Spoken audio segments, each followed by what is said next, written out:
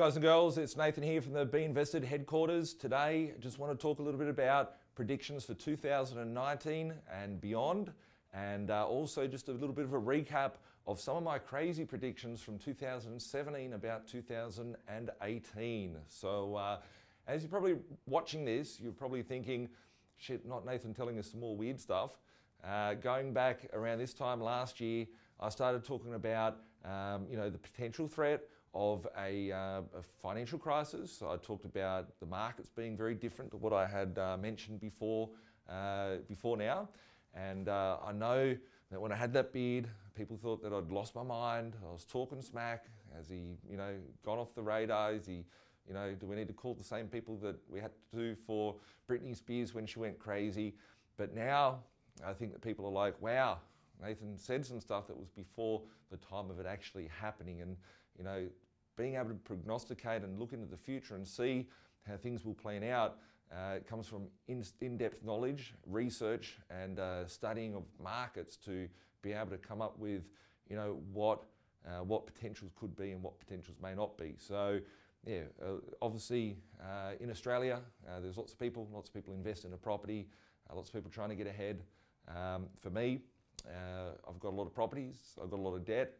For me to understand how debt works, it's a very good topic for me because I've got a very vested interest, probably more so than anyone else out there, to understand the fundamentals, how money works, how debt works, and how I can use that to my benefit. So yeah, just looking back at some of the predictions that I made back in 2017, I said that markets would most likely be flat or sideways. The reason why I said they'd be flat or sideways is due to the amount of liquidity that's out there in the financial markets. Starting as of November 2017, quantitative tightening began with winding back bonds that are out there, treasury bonds, by removing some of the money that was printed over the last decade to cause the booms that we've seen in all different markets. So as you take away the money that was being printed in the system, there's going to be less money going around, which is going to mean that something's got to give. I did call that there'd be most markets would be flat or sideways. This year we have seen markets flat or sideways. Does it mean that people didn't make money out of property this year? A lot of people did, and I think a lot of people still will continue to do moving forward. I said that interest rates would go down twice by August, which we didn't see anything move on the RBA front. And what we did do is we saw the banks increase rates twice by August, and that was due to the fact that the bond yields, the 10-year Treasury bond yields, were rising from the US. And the reason why I come up with that conclusion is simply due to the fact that 10 years ago, when the GFC came, there was a lot of money printed via quantitative easing, and the banks had to borrow the money to bail themselves out here in Australia. And those 10-year bonds are starting to expire now, and the rates are going up, so they've got to build that fat into the back end of how the banks actually work. I did mention that there would be a thing called a global financial depression, i.e. the GFD. I did a 5-part webinar series, which I think you can find on YouTube, which are about an hour and a half long each. People thought that I'd lost my mind again, but those things have unfolded. If we look at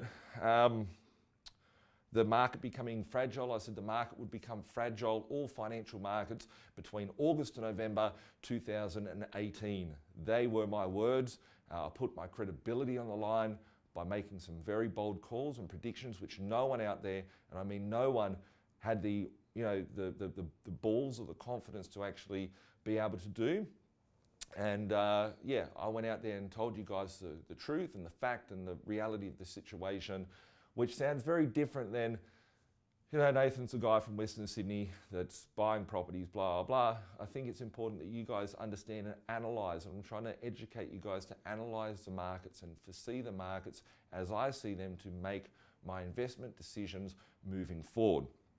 So that was some of my predictions for this year, and I want to talk to you a little bit about some of my predictions for 2019. So from a financial market overview, I think there's going to be a hell of a lot of volatility in all markets out there. I think property is looking like it's getting beaten up in the media at the moment. there is markets that are coming back in price, and they may continue to do so, and that's the opportunity right in itself, because you won't see markets coming back. The real market has been moving backwards since 2016, September 2016. So it's almost 3 years that the market has been coming back on the property front. If we're going to look at Melbourne and Sydney pricing, that's when the peak of the market was in 2016. And I actually made a prediction to my mates, and I will get this put on the screen as an overlay to this so we can see the text message that I sent back in 2016. What we're going to see is more volatility out there in the markets. We're going to see most likely the big crash, which will mean that in 2008 we saw some companies and institutions fold over due to the fact that they'd done some bad things. This time we're seeing countries and currencies starting to go backwards. And if you don't believe me, go pull the charts on any stock market. It peaked, all stock markets peaked in January 2018. All currencies sort of peaked around January, and they've been coming back since the start of the year, whether it be Australian dollar, whether it be the Canadian dollar, whether it be Turkish lira, whether it be Brazilian real, whether it be the Chinese yuan. All currencies are coming backwards at this point in time. So I believe that in 2019, not giving any financial advice, we're going to see some massive corrections. We're going to see maybe some large banking institutions go under. There's a lot of them that have got too many derivatives on their books. There could be a derivative bomb that goes off, stock market bomb that goes off, and obviously property globally is getting bad press everywhere due to the fact of liquidity. This can't go on forever. They will change it, they will print more money, and this is the opportunity now, because when they print more money, the prices are going to rise again, and you're going to be paying higher prices for your property, so why not buy them on sale? I think we're going to see a lot of stimulus come into the marketplace in all different formats, whether it be via lower interest rates at the central banks around the world, which will filter through to the banks, whether we'll see stimulus from governments, whether it be first homeowner grants, whether it be incentives to buy properties, opportunities for other countries to buy in again, like China used to be able to, etc., etc. Or new stimulus like universal basic incomes, which is like Centrelink for everybody. These are real things that could come into the economy to starve us away from the GFD. In 2007, when the GFC hit, we saw the interest rates in Australia at 725 basis points, or 7.25%, and they dropped within 5 months by 4.25%. So they came down from 7.25% down to 3% pretty much overnight, wiping off 66% of the cost of money. That's why we saw the boom, and everyone wants to blame it on tax incentives and greedy investors and all that sort of crap. I'm looking forward to the stimulus. A lot of people have been confused by what I say with the GFD. I'm looking from opportunity and how I can take advantage of that. Those sort of times and the assets that I'm picking up. So this is just my view on it.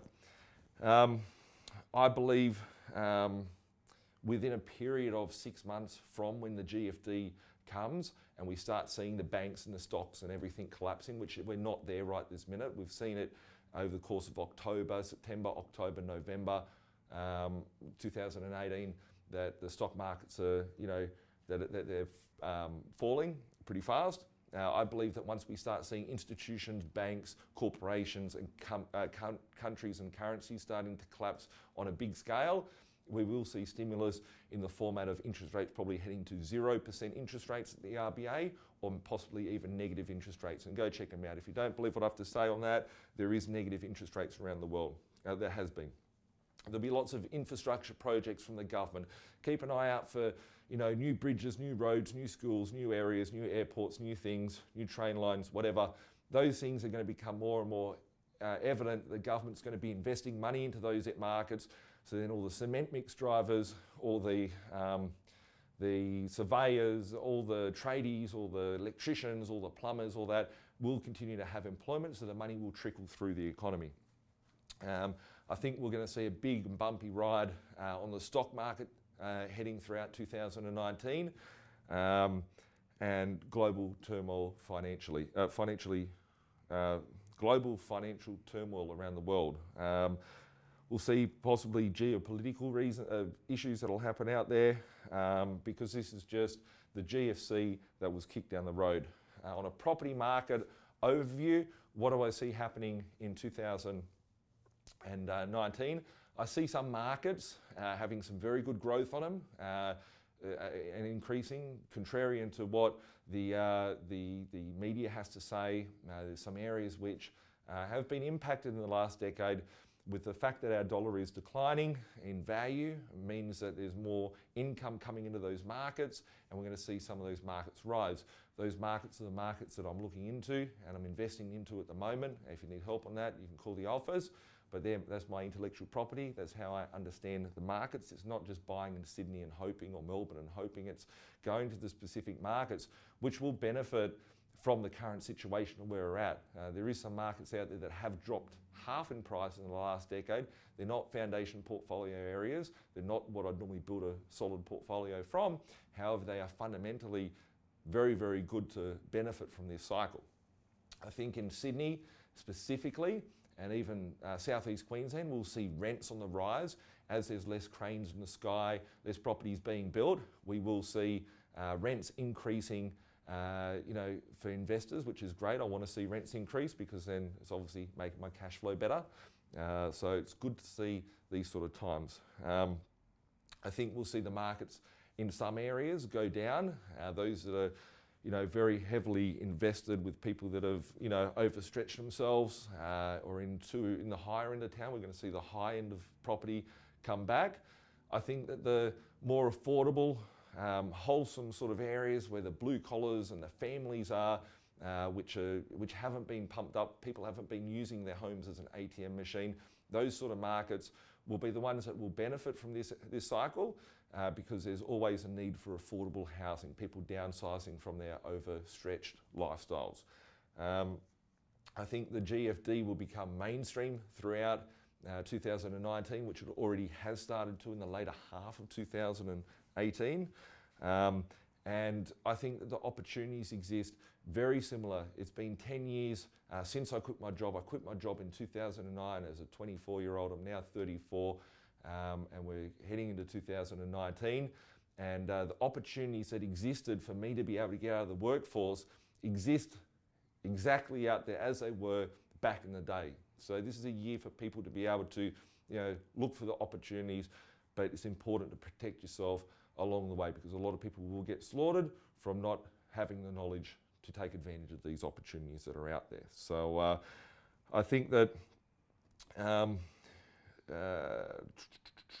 some areas will rise. The areas that will rise in the property market are the areas which have got the lower entry prices simply due to the fact that there is an upside for those people to still service and still meet the bank's criteria.